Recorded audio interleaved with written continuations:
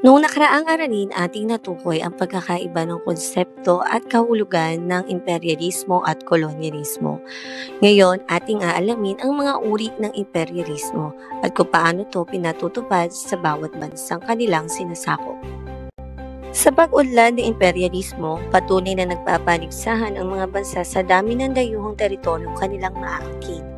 Bunga nito, lumitaw ang magkakaibang uri ng pagkontrol sa iba't ibang rehiyon sa daigdig. Ito ay ang kolonya, protectorate at sphere of influence. Ang kolonya ang pinakatuwirang uri ng pagkontrol ng imperyalismo. Sa pagkakataong ito, ang isang makapangyarihang bansa ay nagtatalaga ng sariling pamahalaan at nagpapanatili ng tuwirang kontrol sa teritoryong naaangkin. Kadalasan, ang mga kolonya ay pinangangasiwaan ng mga opisyal na padala ng mother country at walang lokal na opisyal ang pinapayagang maging kawani ng pamahalaan. Higit sa lahat, ang mga katutubo ay walang boses sa batas, pagbubuwis o anumang alituntunin na itinalaga ng dayuhang makapangyarihan.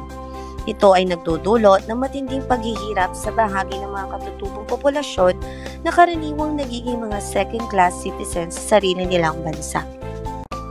Ang sumunod naman ay ang protectorate na tumutugon sa isang bansang may sariling pamahalaan ngunit kontrolado ng isang panlabas na kapangyarihan.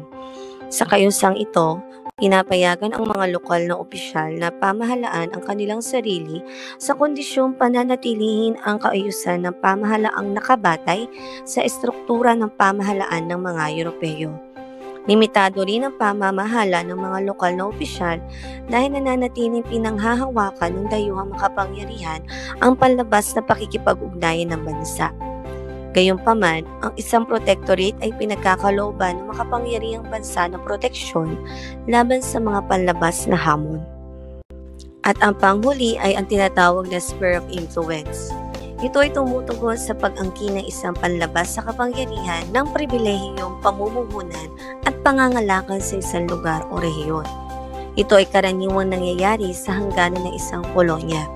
Karaniwan din itong nagaganap sa pamamagitan ng isang kasunduan sa pagitan ng dalawang makapangyarihang bansa na sumasang-ayon sa hindi pakikialam sa magkabilang teritoryo. Natukoy na natin ang iba't ibang uri ng imperyalismo. Sa ating susunod na aralin, atin namang aalamin ang mga mahalagang nangyari sa una at ikalawang yugto ng imperyalismo.